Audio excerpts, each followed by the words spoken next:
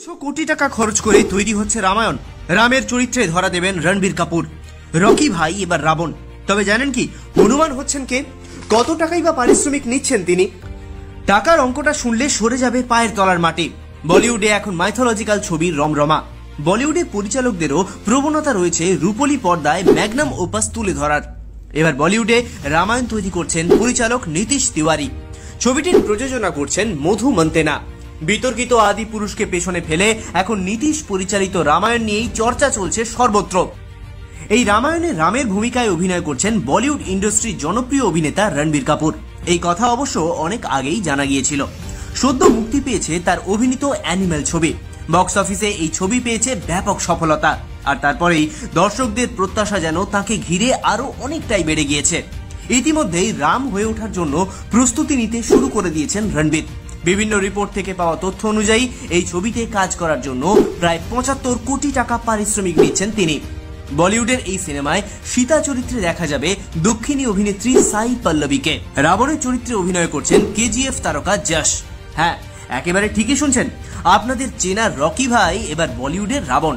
এই চরিত্রে অভিনয় করার জন্য গুনে গুনে ১৫০ কোটি টাকা পারিশ্রমিক নিচ্ছেন তিনি। তবে সবচেয়ে বেশি যাকে নিয়ে চর্চা হচ্ছে তিনি হলেন রামায়ণের প্রাণকেন্দ্র হনুমান। দীর্ঘদিন ধরে হনুমানের খোঁজ চালিয়েছেন পরিচালক। অবশেষে চূড়ান্ত হয় নাম। এই চরিত্রে অভিনয় করছেন ২.৫ কিলো হাতের মালিক ধর্মেন্দ্র পুত্র সানি দেওয়াল। ইতিমধ্যেই নিজের পারিশ্রমিক নিয়ে ফাইনাল কথাবার্তা তিনি সেরে ফেলছেন পরিচালকদের সঙ্গে। শোনা যাচ্ছে এই ছবিতে কাজ করার সময় আর অন্য কোনো ছবিতে কাজ করবেন না সানি। পর্দায় নিজেকে হনুমানের চরিত্রে ফুটিয়ে তোলার জন্য যে কোনো রকমের ট্রান্সফরমেশনের জন্য নিজেকে একেবারে প্রস্তুত করে নিচ্ছেন ধর্মেন্দ্র পুত্র। আসলে হনুমানের চরিত্র ফুটিয়ে তুলতে কোনো রকম খামতি রাখতেই চান না তিনি। সম্প্রতি মুক্তি পাওয়া গদর 2 সিনেমার আকাশ ছোঁয়া সাফল্যের দিকে তাকালে মনে হবে সানির পারিশ্রমিক খুব একটা বেশি নয়, যদিও বাস্তবে কিন্তু তেমনটা নয়। এই ছবিতে অভিনয় করার জন্য ৪৫ কোটি টাকা পারিশ্রমিক নিচ্ছেন সানি দেওয়াল। সানির পাশাপাশি এই ছবিতে থাকছেন ববি দেওয়াল। তাকে দেখা যাবে কুম্ভকর্ণের চরিত্রে। যদিও লক্ষণের চরিত্রে কোন তারকাকে দেখা যাবে সে বিষয়ে এখনো পর্যন্ত কোনো রকম সিদ্ধান্তই নিতে পারেননি পরিচালক। তবে জানা যাচ্ছে এই চরিত্রে অভিনয় করার জন্য ২ তারকার অডিশন নেওয়া হয়েছে, যার মধ্যে একজন 12th ফেলের মনোজ কুমার থোড়ি বিক্রান্ত মাসে, আর একজন হলেন দক্ষিণী অভিনেতা নবীন পল্লী শেট্টি।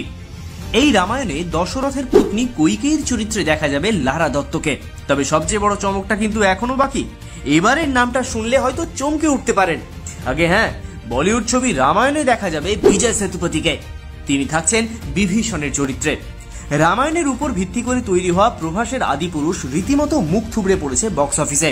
কিন্তু এখানেই পরিচালক বাজি রেখে বলছেন, কথা দিচ্ছি আমার কাজ হলিউড লেভেলে হবে, কারণ এটা আমার দীর্ঘদিনের স্বপ্ন, আর সেই স্বপ্ন পূরণে কোনো রকম খামতি আমি রাখবো না।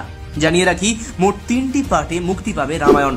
প্রথম এবং দ্বিতীয় পার্টে দেখানো হবে রাম সীতার বিয়ে থেকে রামের বনবাস এবং লঙ্কাধিপতি রাবণের সীতাহরণ। আর তাই রূপলী পর্দায় যদি যশ এবং রণবীরের যুদ্ধ দেখতে হয় তাহলে অপেক্ষা করতেই হবে তৃতীয় পার্ট মুক্তি পাওয়া পর্যন্ত। সবকিছু ঠিকঠাক থাকলে চলতি মাসের মার্চ মাস থেকে শুরু হয়ে যাবে শুটিং। ছবি মুক্তি পাবে 2025 সালে।